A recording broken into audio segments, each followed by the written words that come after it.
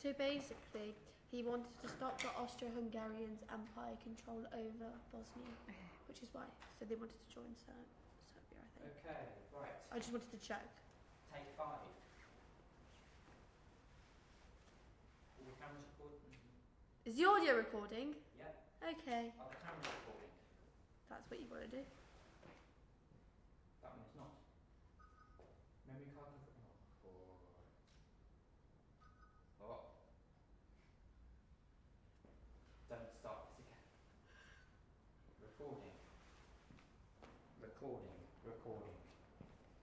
All quiet on the Western Front. Vodcast. Scene 1. Take 5. Action.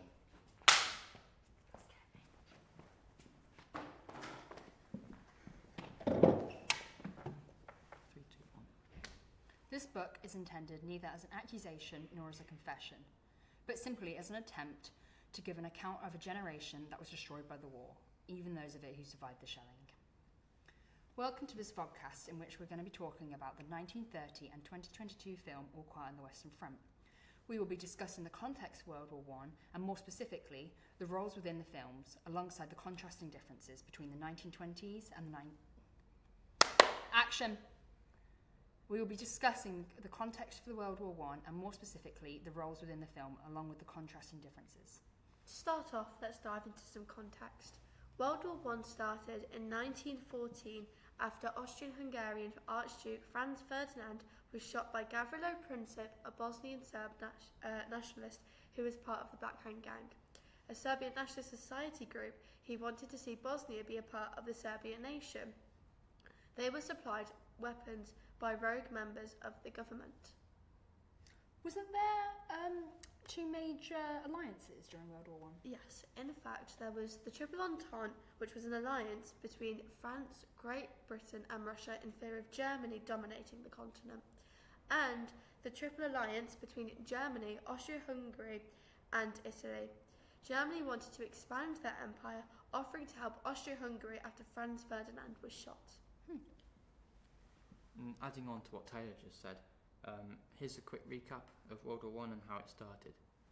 So, on the 28th of June... Wait, go back. I'm gonna say, after that, I wonder, what was the timeline? So rather than just going... Well, we'll just go from your line. So if you got action, then say that. Okay, action! What was the timeline for the war? Yeah, so adding on to what Taylor said, the timeline, we'll start off with how the war started. On the 28th of June 1914, Archduke Franz Ferdinand of Australia-Hungary was assassinated by a Serbian nationalist. You said Australia. Did I? You said Australia, Hungary. Me and Taylor just looked at each other and I'm like... I think right. Okay, ready? I'll start from on 28th. I'll say my thing. Okay. Do you want to just start from the 28th? Or? Yeah, you can just start from it. Okay. It's the 28th. We'll go from there. On the 28th of June 1914, Archduke Franz Ferdinand of Austria. It's not fucking Australia! There's no kangaroos! Right. Action! On the 28th of June 1914, Archduke Franz Ferdinand of Austria-Hungary was assassinated by a Serbian nationalist, as Taylor just said. Exactly 1 month after the assassination, Austria-Hungary declared war on Serbia. With this, Germany promises to help its ally, Austria-Hungary, so also joined the war. 2 days later, Russia begins to mobilise its army to protect its ally, Serbia. Germany then declared war on Russia to support Austria-Hungary. On the 3rd, Germany declared war on France, Russia's ally, and invades Belgium to reach France quicker. Just hours later, Britain declares war on Germany for invading neutral Belgium. On the 6th of August, Austria-Hungary declared war on Russia, and on the 23rd, Japan declared war on Germany, supporting Britain and France. Almost a year after all of this, Italy switches its allies from Germany to Britain and declares war on Austria-Hungary. Finally, on the 6th of April 1914, the United States of America declares war on Germany after they attacked submarines. What was the impact World War I had on society and the soldiers and just culture? That's just what we're about to get into. So, the First World War left an estimated 16 million soldiers and civilians dead, and countless others physically and psychologically wounded. The war also forever altered the world's social and political landscape. It accelerated changes and attitudes towards gender and class and led to the collapse of the Russian, Austro-Hungarian and Ottoman empires. The human cost of the First World War for Britain saw the creation of a new language of remembrance, which remains to this day. It can be seen in war memorials in cities, towns, schools, places of worship and workplaces, as well as in rituals such as Remembrance Sunday and the 2-minute silence at 11 a.m. on the 11th of November every single year. I'm now going to get into the original novel that All Quiet on the Western Front's film was based off of, which is called All Quiet on the Western Front. Erich Maria Remarque was a German man born in 1898 who served in the First World War in 1917. He was then wounded 5 times during the conflict. In 1928, he wrote All Quiet on the Western Front. This book was inspired by his own war experiences. This massively helped the book's reliability, as it was a true soldier's opinion.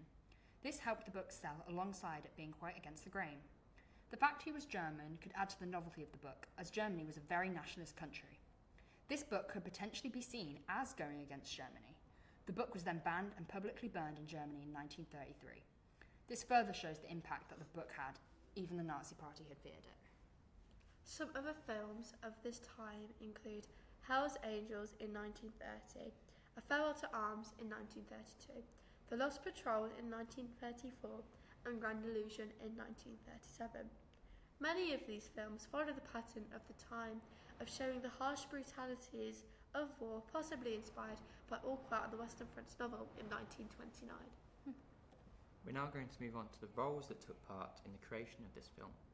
We've taken 3 of the most important, in our opinion, roles to talk about today, and Freya will be starting with the cinematographer. Traditionally, the head of camera department is responsible for hiring and firing the people beneath them, for example, a camera operator. In a small movie, the cinematographer might be the director of photography and also the camera operator. They play a very big role in creating the look of the film and translating the feel of the film to the crew and onto the set. A cinematographer has to be good at negotiation between the director, producer, wardrobe and art department, advocating for different things at different times.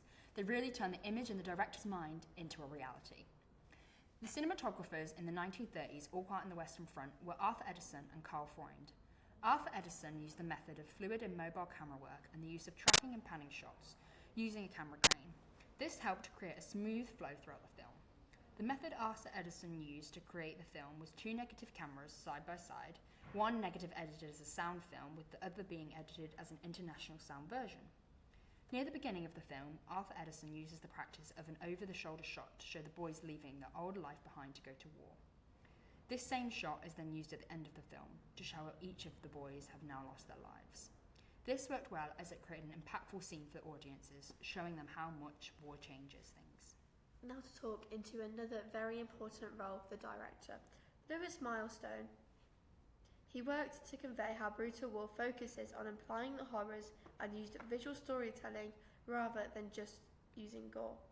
This worked well as it left more of an impact on the audience rather than just getting a reaction from the gore.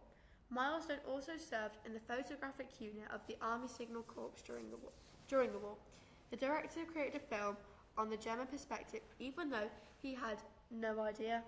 However, considering the fact he was Russian and the fact that Russia was against Germany in the war, it could suggest that the film could have been made as an anti-German film or propaganda.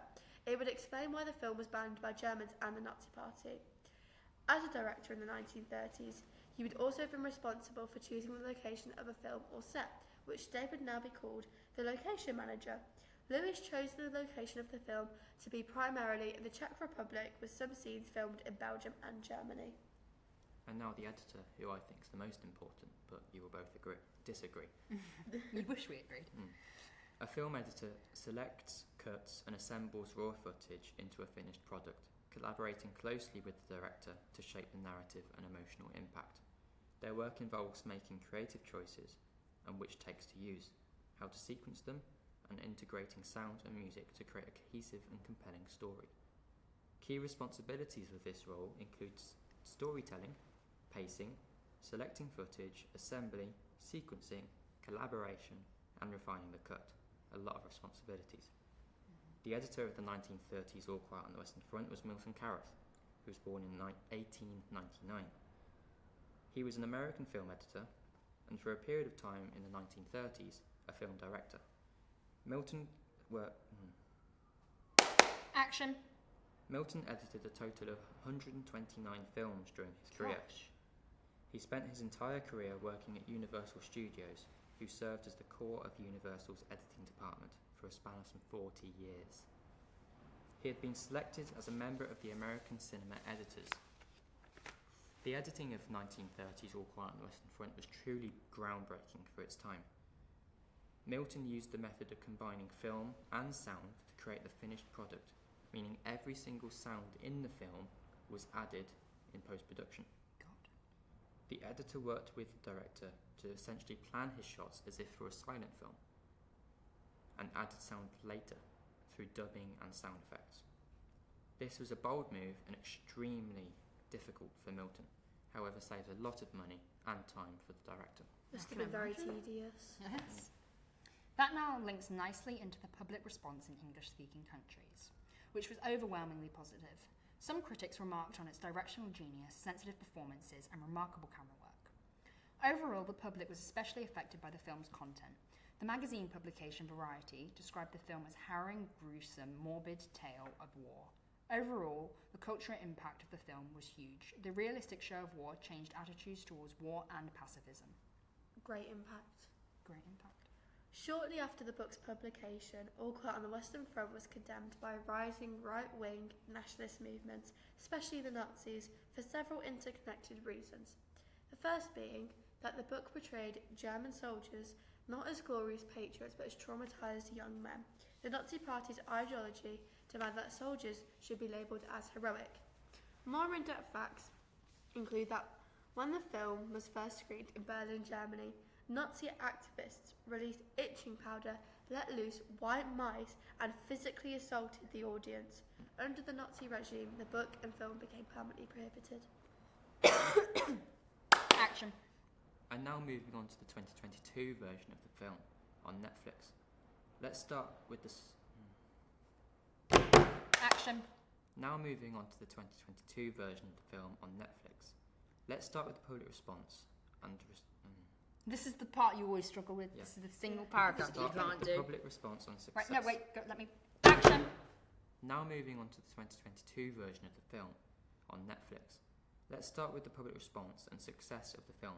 For example, it won 30 awards, such as the Academy Award for Best International Feature Film, and was awarded to the director Edward Berger. And also a BAFTA Award for Best Cinematography in 2023, and this was awarded to James Friend, the cinematographer. The 2022 version of the film was the third adaptation of the 1929 anti-war novel by Eric Moria. The film first premiered at the Toronto International Film Festival on September 12, 2022, and released to Netflix on October 28th the same year. What is interesting about the 2022 version is that the budget was $20 million, compared to a $1.2 million budget in 1930, estimated to be worth a whopping $135 million in today's money. Wow. It's a lot of money. Mm-hmm. If only I was that rich. Yeah. Writers Leslie Patterson and Ian Stockwell actually spent 16 years bringing the film project to realisation. Moving back to the film's response, in 2023, Collider, a Canadian media company, ranked it as the best historical epic of all time. 16 years. God. That's a long time. That's my whole lifetime. Literally. We will now move on to the roles in the film, starting with the director, Edward Berger. Berger is a Swiss-Austrian director and screenwriter. He is known for his work in Germany, where he was born and grew up, but he's also worked mostly in Germany and the United States. In fact, he gathered his first work experience at the US independent production company. All Quiet on the Western Front was the first film that Edward took the role of director, writer, and producer all at the same time, unusual for a film of such high budgeting. Strange.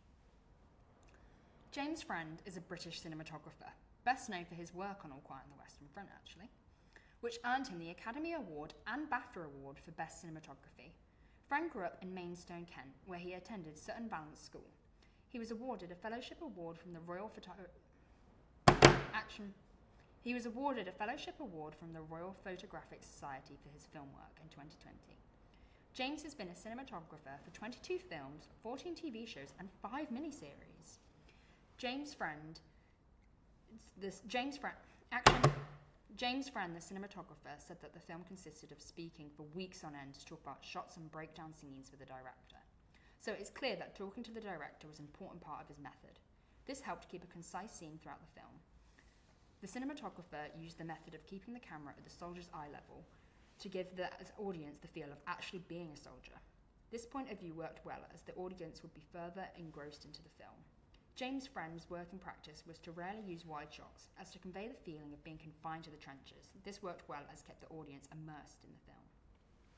And the editor of Burgess' All Quiet on the Western Front was Sven Biedermann, who was nominated for a Best Editing BAFTA award and an award for Best Edited Feature Film.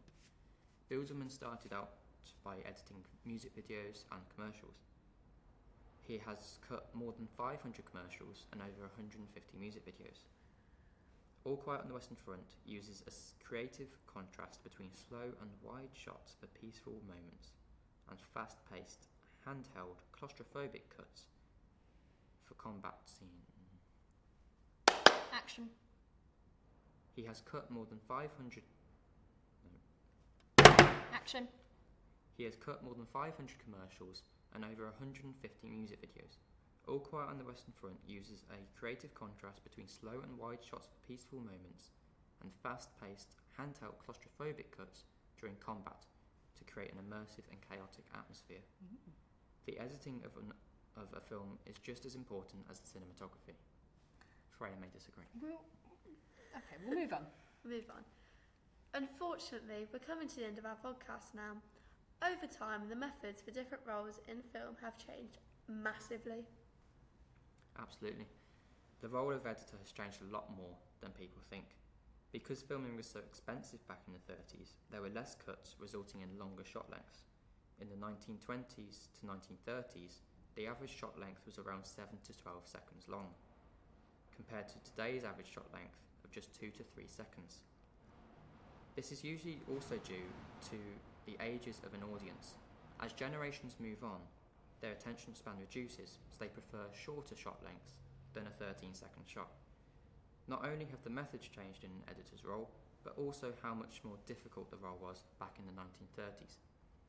In the 30s, an editor would have to physically cut the film with scissors and put it together, rather than using a digital software. The accessibility of the role has also become a lot wider in recent years. Now you can become more self-taught in editing, such as YouTube videos, compared to the 30s where you would have to join apprenticeships. That is quite interesting. I didn't know about the cutting of the... That makes sense because they didn't have the really hard to the get software. Well, now there's Premiere Pro. Yeah. And that's where the cut tool comes in. Yeah. Premiere Pro is shaped like a razor. Then history. Now back to the cinematographer.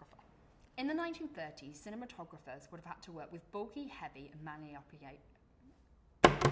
Action. Now back to the cinematographer. In the 1930s, cinematographers would have had to work with bulky, heavy, and manually operated cameras, often on tripods or dollies, compared to today's lightweight digital cameras, drones, gimbals, and LED lighting. Film stock was low, requiring enormous lighting rigs and exact exposure control, even in light environments. Digital cameras nowadays have extremely ISO performance, allowing natural light to set the scene perfectly, with no issues of noisy or grainy pictures. Most work in the 30s was in black and white, which demanded a cinematographer to be a master at contrast and lighting. Ease of entry for a cinematographer was extremely difficult. In the 30s, without a studio job, you could not access film cameras or learn the craft. Again, it would require years, sometimes decades of apprenticeships to finally get into the role of cinematographer. Whereas today, you can acquire an affordable mirrorless cameras, film schools, YouTube tutorials, and freelance film creations. So much easier nowadays. So much easier. How did people do it back then? Anyways, the role of director has also changed, mainly in flexibility and expressivity. Directors in the 1930s worked under strict control by studios such as Hollywood, Warner Brothers, etc. These companies would often dictate casting, budgets, schedules, scripts, final cuts, and much more, making the role of director very restricted. The role of director in the 2020s is now often seen as the primary creative author of a film. They have a lot more creative freedom on independent, low budget and streaming projects. The difference in technology also means They can work quicker, experiment more, and collaborate in new ways. Now, to finish off the Vodcast, I will read a quote from Brian Murdoch about the novel All Quiet on the Western Front. The novel shows us very clearly that war is something else. War is not about heroism, but about terror, either waiting for death or trying desperately to avoid it, even if it means killing a complete stranger to do so, about losing all human dignity and values, about becoming an automation. It is not about falling bravely and nobly for one's country. He was killed instantly was usually a lie. But about soiling oneself in terror under heavy shell fire, about losing a leg, crawling blinded in no man's land, or in those telling hospital scenes, being wounded in every conceivable part of the body. Bormer and his fellow soldiers discuss the nature of war and war itself, but they do not come to any real conclusions, nor could they. They are too young, they lack the background. But their naivety, their very inability to articulate an answer is the point of the book. Bormer dies. The reader is left to draw the conclusion. How tragic. And that pretty much wraps up our Vodcast. Looking at the 1913-2022 versions of the film really shows how much filmmaking has changed over the years. Exactly.